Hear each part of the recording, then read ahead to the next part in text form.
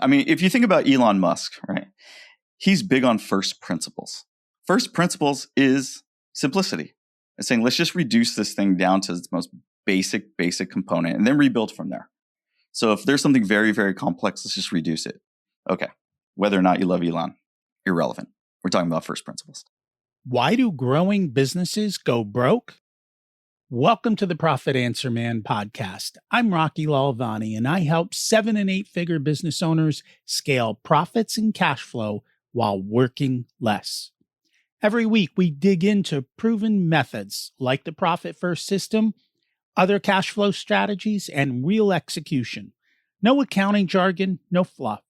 If you're going to be the backbone of America, creating jobs and serving your mission, you deserve to be well rewarded.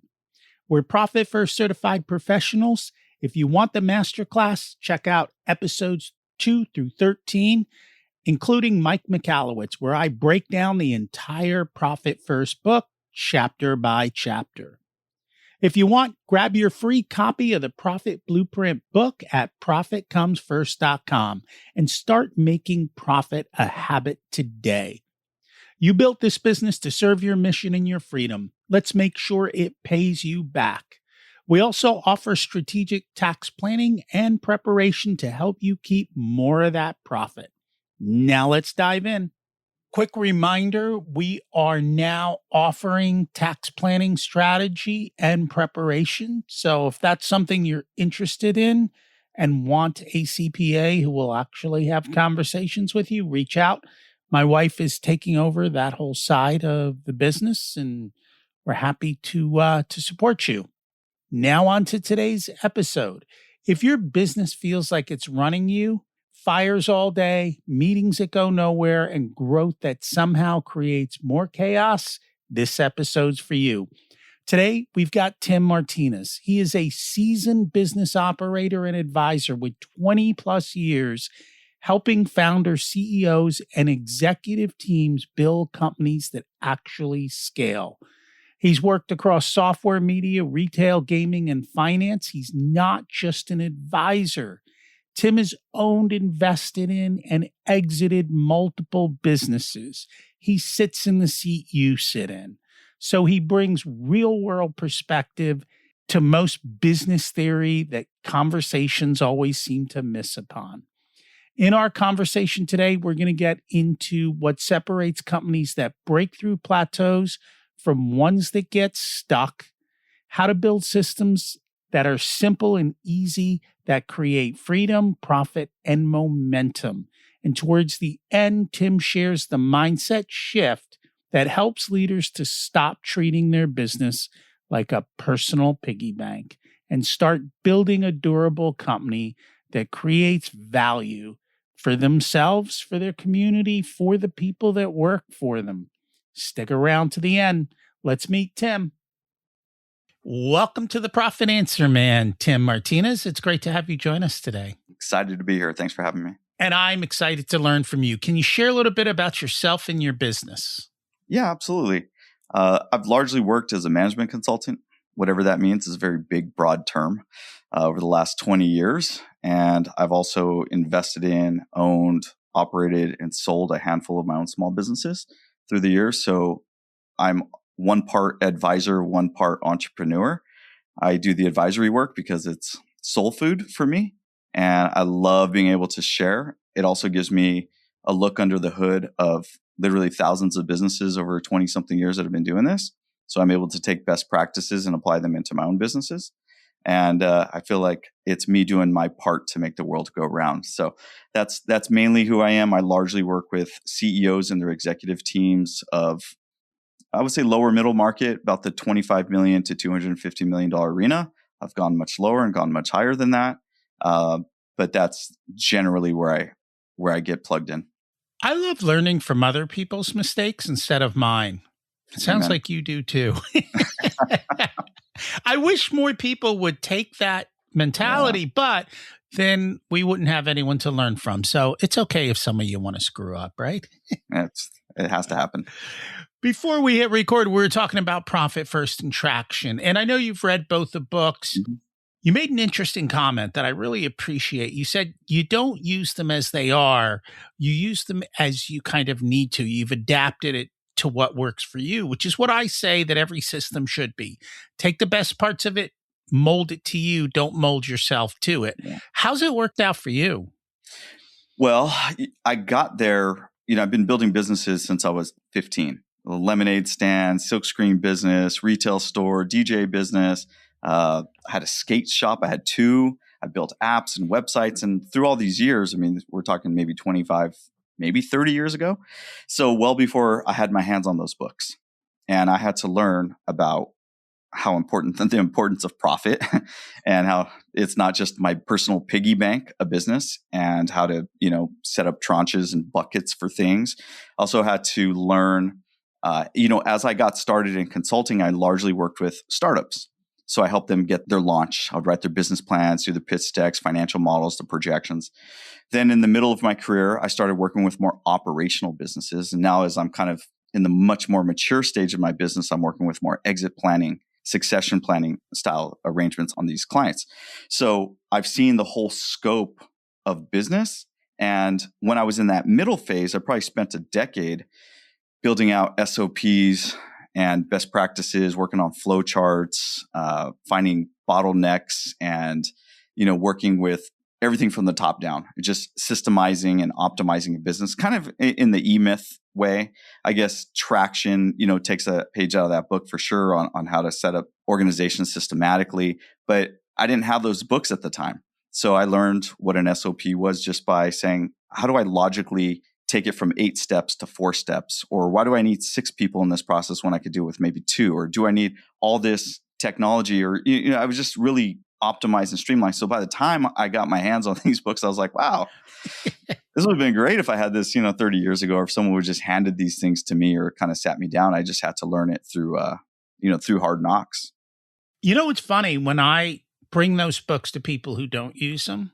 A lot of times it's a fight to get them to do it. And it's usually, I'm too busy to work on my business. Have you found that at your level, or are most of those people beyond that? So there's what I call the $3 million wall. Statistically, the large majority of businesses in America are small businesses, and most of those businesses get stuck around the $3 million window. Now, it's not necessarily a time-based thing, because you can get stuck at $3 million and hover there for 20 years and never break past it. So when people fight me on, I don't really want to work on my business, or I'm just too busy, or I can't do this, or I can't do that, I usually assume that they've been stuck at a certain plateau and they don't really have any intention. They don't have the gas in the tank. They don't have the desire to really go past that. And therefore, they're happy with their own chaos. It's manageable chaos.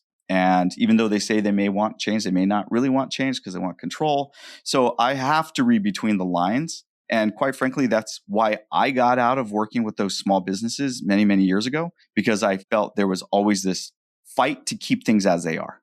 So when you work with much larger organizations, you can't, that is not the mentality. The mentality is not, let's keep things at the status quo. The mentality is, well, we need to grow by this much organically, and we need to grow by this much inorganically. We need to make this many acquisitions, and we need to grow by this amount of revenue.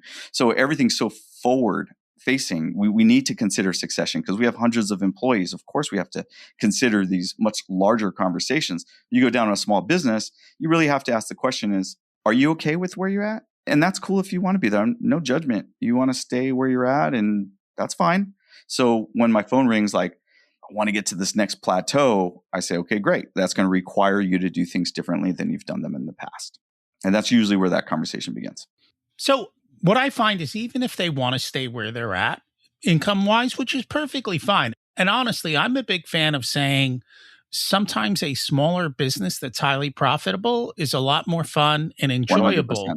Yes. than a big business that is a struggle. Mm-hmm. And so even if you're at that 3 million mark and you want to stay there, hey, let's make it easy, lucrative, and fun. Like, you can still put standard operating procedures in. You can still do these things so that you can have a week or 2 off. So you can do the E-Myth kinds of things and the clockwork of getting out of your business. You've worked with thousands of businesses. What have you learned? What do we do right? And what do we do wrong? Like, what do we got to avoid? Yeah. So I would say the first and foremost thing that I've learned is not every business is built the same and not everyone has the same trajectory. There is a lot to be said for the industry you're in, what's happening in the business, what's happening in the economy. I'll give you an example. If you want to start a vacuum repair shop right now, that might be very different than if you started one 50 years ago. And the way that business is going to grow today on Main Street is going to be very different than it would have grown 50 years ago. So you kind of have to know have the right expectations, I guess. Misaligned expectations is very important. And that to me is catching a wave. Catching a wave. Like when you can get at the front end of a wave and you know the wave is going to run, that's awesome. And if the wave doesn't run, you better be able to at least pivot out of it quickly without too much of a lock in on it. So that is important. And but I think a lot of business owners catch a wave and they mistake their luck for actually knowing what they're doing in business. Yeah, absolutely. And I've met a lot of successful entrepreneurs that would say, hey, I got lucky, right place, right time. You know, if you want to build mobile apps today, that's very different than when the iPhone 1 came out. That was a very different time. So yeah, there's these waves. Now, entrepreneurs, we're forever the optimist. We believe that we're smart enough and with our own hard work and our grit, we can make anything happen. So we don't like to cut bait. We hold on longer than we should in many cases. And it's usually that third-party perspective from people that we trust, wise counsel from the outside that can come in and say, would you be open to, or have you considered, or maybe it's time to look somewhere differently or chase another wave, right? Maybe it's time for us to point our lens somewhere different. I've seen entrepreneurs stay put because they're like, no, it's going to turn around. It's just one more client, one more sale. This whole thing's going to turn around. You don't know. We used to do $5 million in revenue. You're like, yeah, but that was like 7 years ago.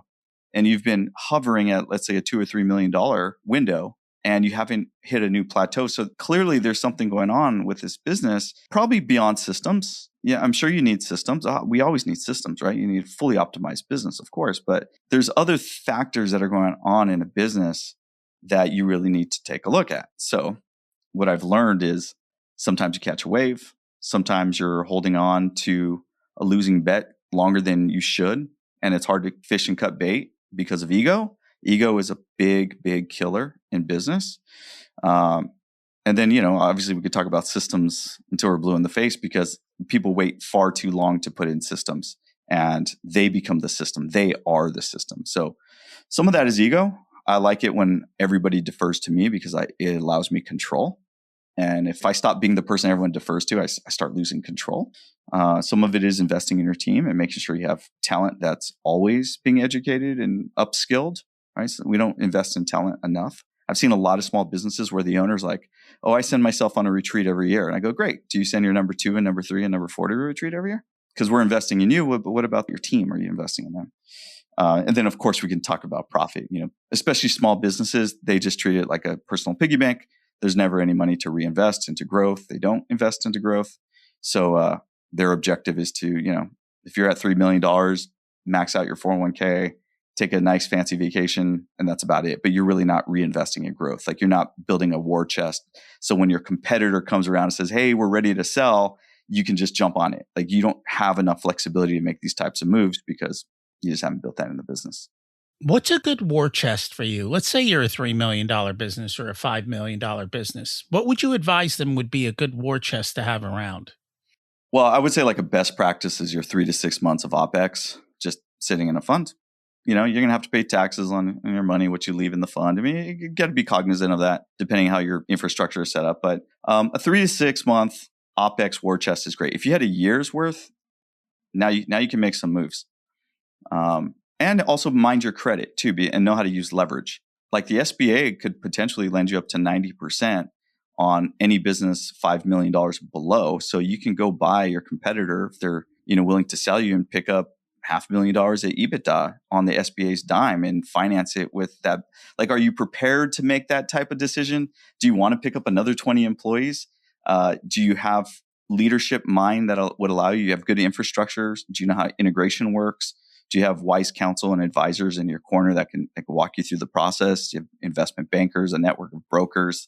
You got to start thinking a little more globally versus let me take on this one client or fulfill this one order. I find a lot of small business owners reinvest in their business. I'm using air quotes here Yeah. because they invest in things that don't necessarily have a return. You know, in the trades, they might go buy a fancy new truck. The new truck versus the old truck is probably really not going to drive sales. Somebody might buy fancy office equipment, or there's a shiny object that comes along. And so they go into the shiny object to go do it. And honestly, this is an industry you're also very familiar with. They spend money on marketing because they need more sales, but they don't have a marketing strategy. So they throw money into a lot of things and they think they're investing. I think they're just burning capital. Sure. And there's, much larger organizations, right? If we're doing $200 million in revenue, we're always thinking about R&D. We have an R&D budget, of course, because we know we have product life cycles. So our product is, just like businesses have business life cycles, product life cycles is a real thing. So just because you're a small business doesn't mean you don't have a product life cycle.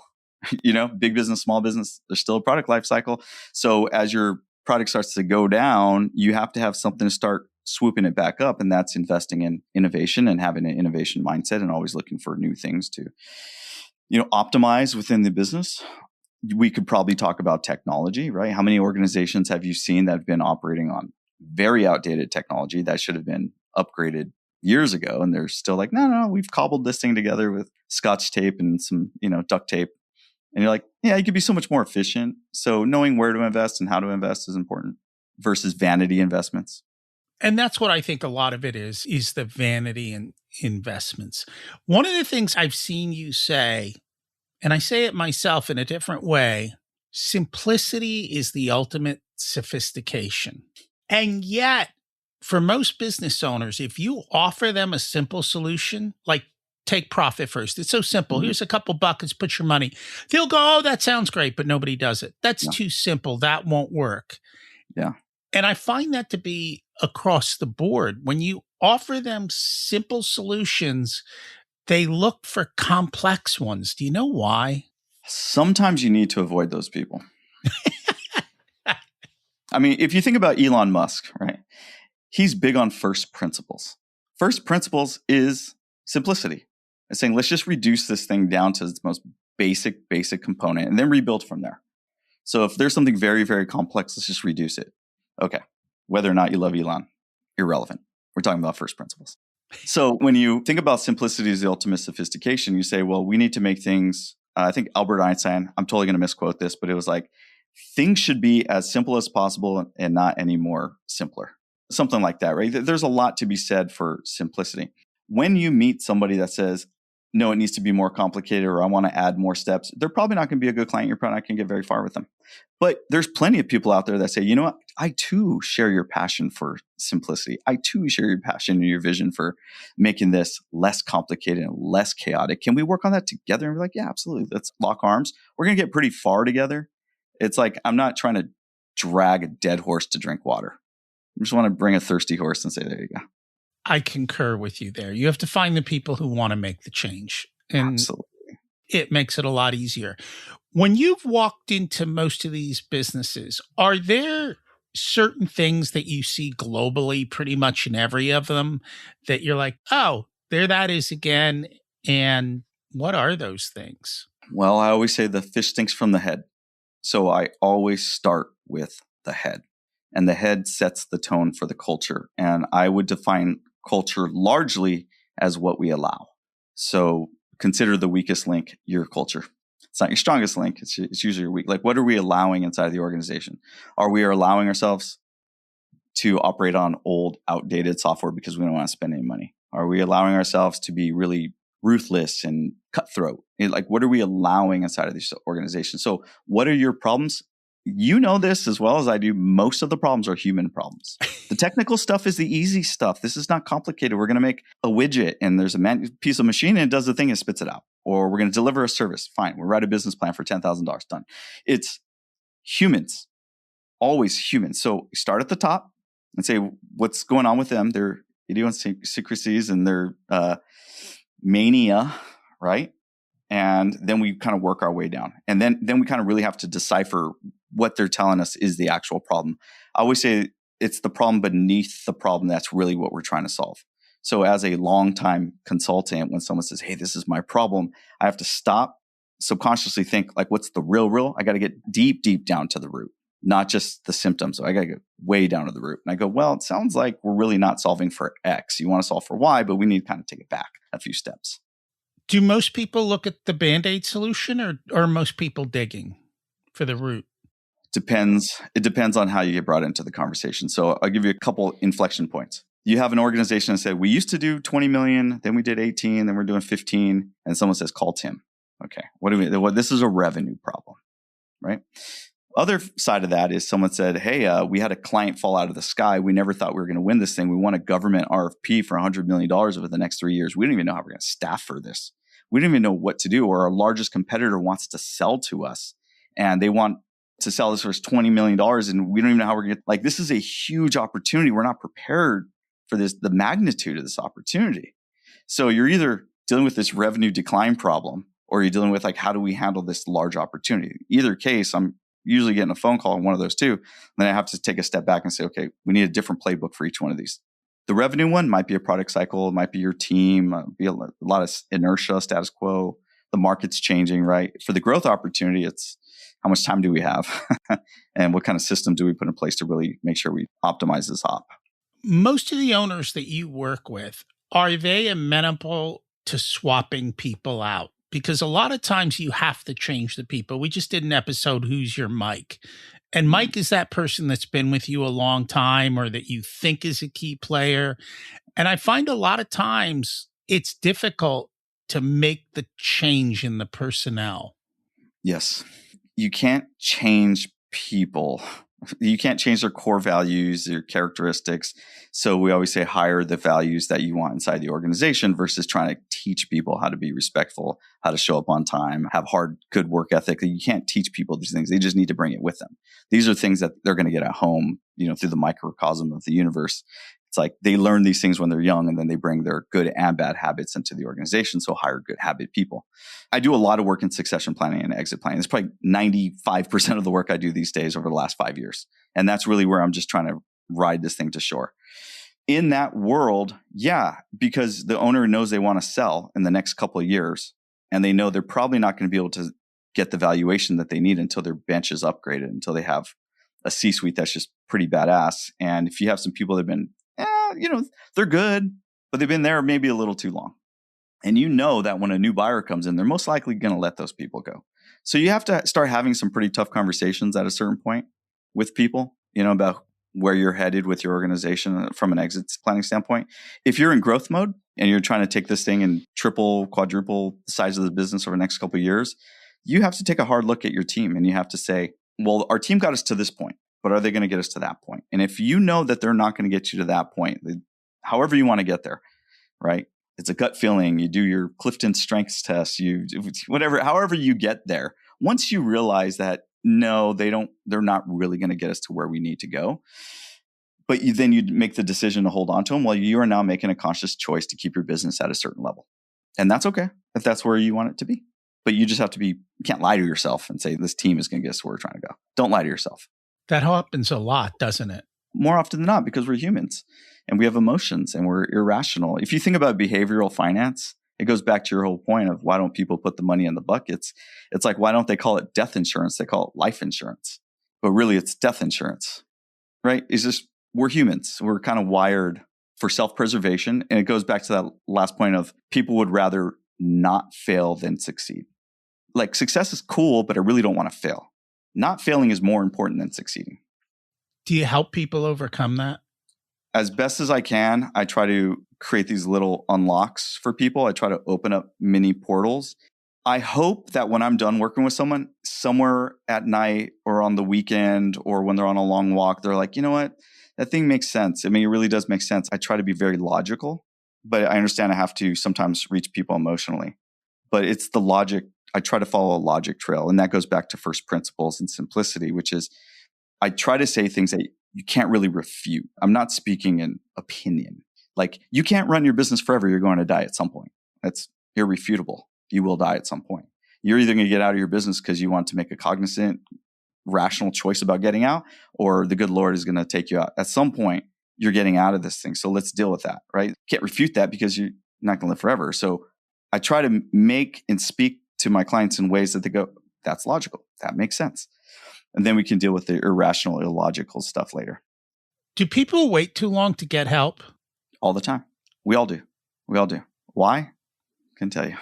I really couldn't tell you. I have no clue why we all wait so long. I mean, I'm human too. I wish I was perfect, but I wait too long, all kinds of stuff, When you walk into companies or you acquire companies, what are the first couple steps you take? Well, we make sure that it's sound financially. And we like to look at customer concentration. So we look at the customer concentration risks. If you have anything more than 20, 30% of revenue in one customer, that's a red flag. We look at any kind of, obviously, lawfare, legal risks and things. That's the simple part. We like to see year-over-year growth. So we don't like to see one major dip. If you're trending, let's say 10 to 20% year-over-year growth and you're, more mature business, okay, and you have a good growth story. So we know how your business is going to continue to trend at a, let's say, 10 to 30% clip year-over-year because of certain things that you're doing. Like, things need to make sense. And we have these spidey senses on the M&A banking side where you can have a conversation with someone and all these red flags and alarms start going off. You're like, oh, okay, cool. So, the owner has had like 2 heart attacks and he thinks he's going to run this thing for another 10 years. And they had like 2 really bad down years, but he's telling us he's going to triple growth. Like, you hear these things, you're like, that doesn't make any sense. I mean, even though he believes in it, it just doesn't make sense on paper. So those are the things we start looking at statistically. You find 9 times out of 10, there's some red flag. Some companies have like 5, some have 1, right? So once we find these red flags, we say, well, let's deal with them. When you look at the financials, what are you looking at specifically? EBITDA. So that's where we start. So we like to see a 20% EBITDA margin is the baseline. If you're in 10 to 20, okay. If you're below 10, big problem. If you're above 20, awesome. We're in good territory to start having conversations about any kind of M&A exit, whichever thing. So that's the first thing. And then obviously we have all our different industry benchmarks. So if you're paying your employees, more than 35, 45%, depending somewhere in that universe, depending on the industry, so we have our little benchmarks like gross profit benchmarks for certain industries. Obviously, if you're a SaaS company, you're going to look very different than if you're a manufacturing company. So we just kind of run it through the filter and say, okay, your numbers add up. I find most small businesses are probably closer to the 10% versus the 20. And the funny thing is, they don't realize that the difference between 10% and 20% is not double the work, because that's what they always try and do. Yeah. If you tweak a couple of levers, very small tweaks, you can go from 10 to 20% without much effort. I agree. And a lot of that comes from labor. Do you need all the people on payroll that you have because that's your number one expense for a small business? And small businesses, if we're talking 2 million or below, somewhere in that, maybe like $1 million, like we're really valuing them on what's called SDE, seller's discretionary earning, more so than EBITDA. So the SDE is, we're basically saying, okay, as the owner, operator, sole pro, what are you paying yourself? Right. And they say, well, I take home $300,000. Okay, cool. So we're going to put a multiple on what you take home, all in. When you're much larger, and let's say a $5, $10 million company, we're really looking at your EBITDA, because you should have paid yourself and then had some money that you consider to be profit. So, and there's add backs and things of that nature, but there is a big difference between SDE and EBITDA. So depending on the size of the business is how you get valued. No, and I understand that, but I see lots of business in that 7-figure, 8-figure range, and they're closer to 10 than they are to 20. And it's probably because if they were at 20 plus, they wouldn't call me. They figured it out. Totally. So that might be why. I see the ones that tend to be at the lower range. And the reality is when we look at the levers, it's like, oh, if you do a handful of things, we can do it. One of the things we do look at, we always do a labor ratio to compare how much is our labor to our gross profit. Mm-hmm. And how is that doing? We're also looking at gross profit to say, what does gross profit look like? Is there enough left to run the business? As a matter of fact, I tend to tell business owners, I don't care about your revenue. Mm-hmm. I want you to focus on your gross profit. And I want you to think in terms of gross profit. Because what happens is you get a business owner, he's like, oh, I got a $10 million business. I'm like, well, yeah, but you got a $5 million gross profit. So stop behaving like a $10 million Yeah, business. absolutely. Behave like a $5 million Yeah. business. You see Then that in you start advertising a looking lot. at Yeah.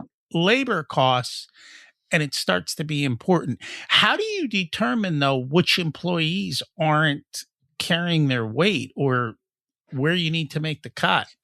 Oh, it's very different on a service-based business. So a service-based business, let's say consulting or marketing, advertising, accounting, anything in that service-based business, the gross profits get a little weird because some clients require more hand-holding than others.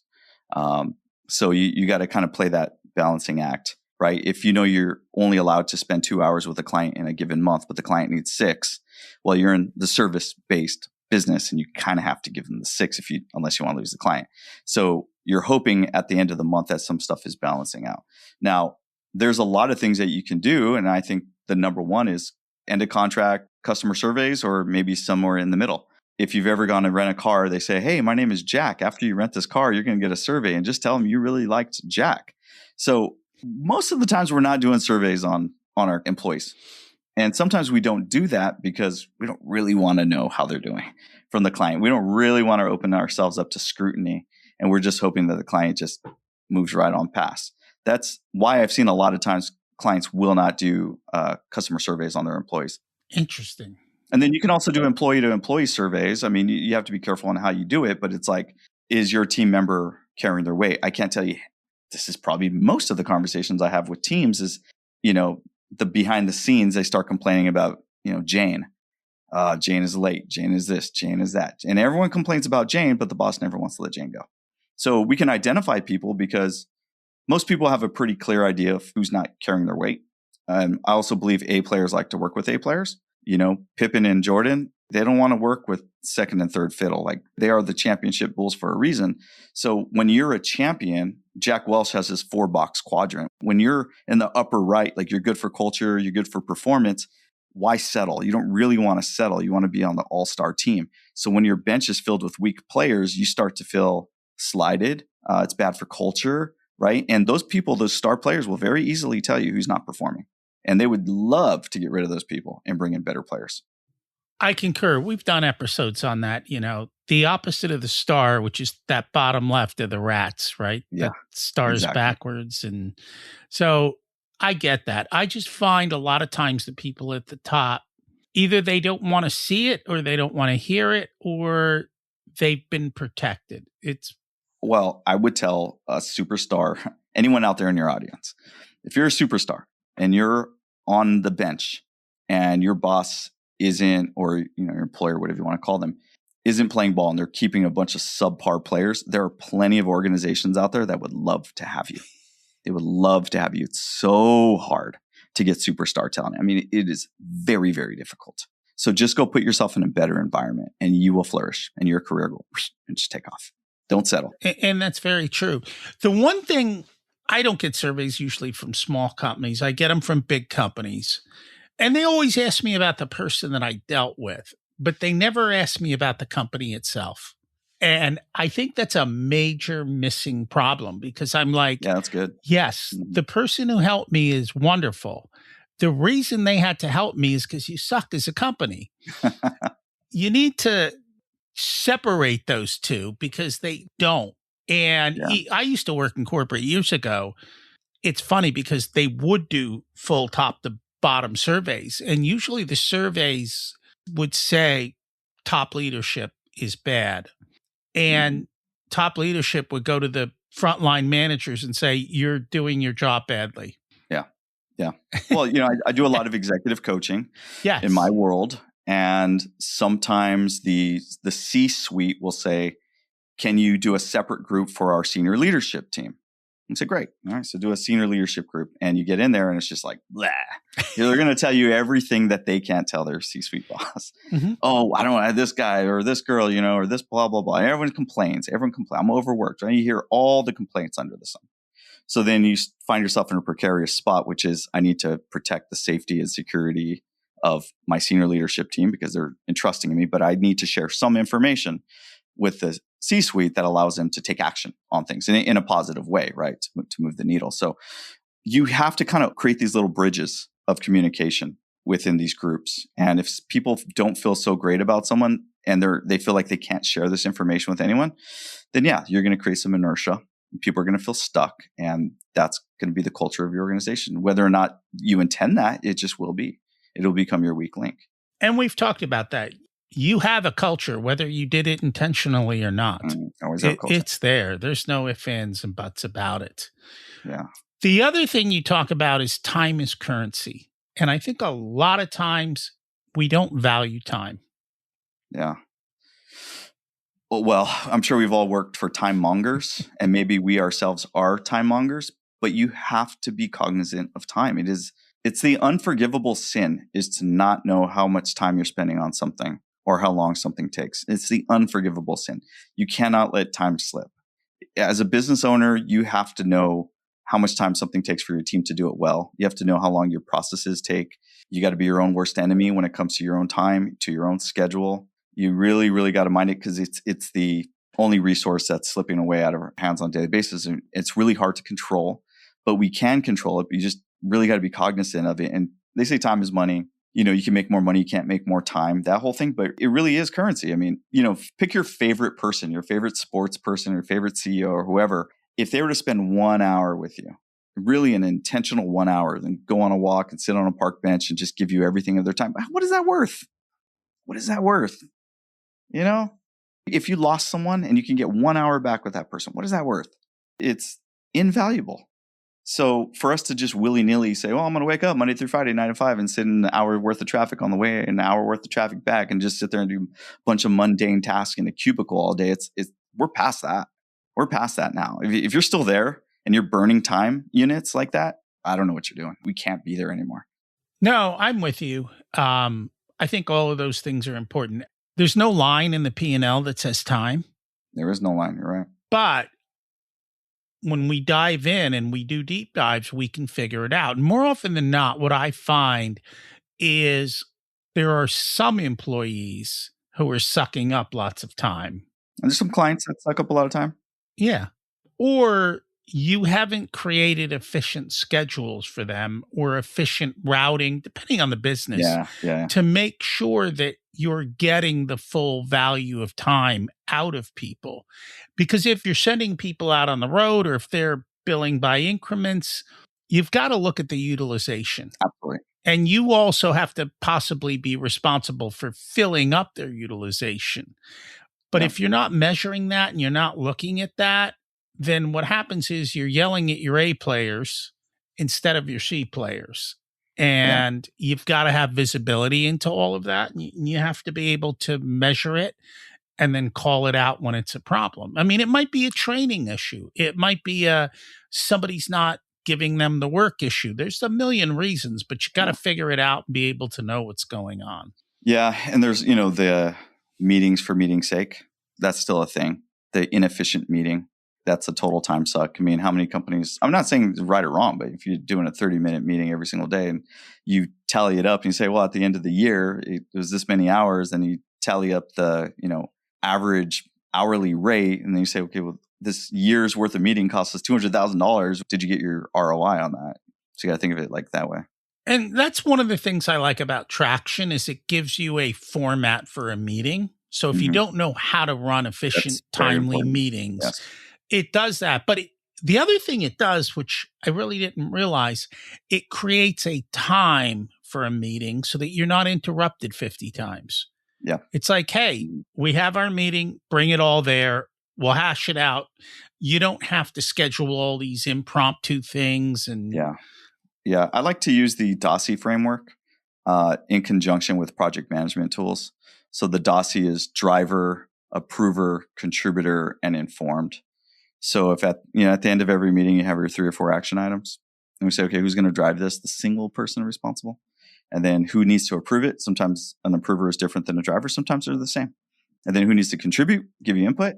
and then who is on the perimeter just wants to make sure it's getting done. So if you leave every meeting and you say, we're going to use the DOSI framework, we're going to pick our 4 or 5 tasks, we're going to put them in our project management board, you're going to get most things kind of pushed through. The problem is meetings go with no agenda, like you're saying with traction, like they don't have a format and they don't have a driver, and then they leave without action items. And then it happens again and again and again. And that's very true. Or the other thing is nobody comes back and says, did it get done? No accountability. No accountability. Yeah. So that is the other thing. And when people come back and give excuses, you've got to learn to call it out and get people to take action. Yeah. Well, thank you so much for joining us. If people would like to learn more about you and your services, how do they find you? Sure. You can find me at Tim the Inside Man Martinez. Just type that into Google or AI, you'll find me. The Inside Man is an acronym for Tim, largely because I go on the inside of businesses and try to do what I do and add some value. I run a Substack, a very large Substack. I've been doing it for a few years. So that's where I give my voice on a weekly basis. It's, I think, Tim the Inside Man at Substack. I put 1 minute reads once a week, and it's usually something I'm wrestling with or some hurdle that I'm helping a client through. I've written a few books. I'm on YouTube, all over the place. So search me out. Always happy to have a conversation and help you push things through. Thank you so much for joining us. Thanks for having me. A few big takeaways today. First, if your business feels chaotic, the answer is usually not a more complicated solution. Simple systems, clear ownership, real accountability. Second, growth isn't just more about more revenue. It's about building a company that can scale without you, depending on you for everything so that you've got time freedom. That's the way it's supposed to be. And third, it's that time, right? Time is real currency. You've got to measure it and you've got to own it so that you enjoy it. What's the purpose of making all this money if you can't? Seriously. Figure out where your profits are leaking, your time is leaking, and people are just wasting it all. If this episode helped you, do me a favor, share it with another business owner who needs to hear it. Text it to them right now. It's the fastest way you can help them. Tired of scaling and growing beyond your cash? Ready to end the cash flow roller coaster and build real wealth inside and outside your business? We should talk. I serve 7 and 8 figure mission-driven business owners increase their profit and cash flow while working less. We help you build the businesses that run without you, so you work less and make more. Book your discovery call today. There's a link in the show notes. You'll work directly with me as your Chief Profitability Officer. If you're a 6-figure business owner, check out the Profit Blueprint program at profitcomesfirst.com. It's your guided path to mastering your numbers with my assistance at an affordable investment for your revenue. Check out my other podcast, Richer Soul. It covers leading yourself and building the ultimate life in business. There's also a link in the show notes. Thanks for listening to the podcast, where revenue is vanity, profit is sanity, and cash is king. Have a profitable week.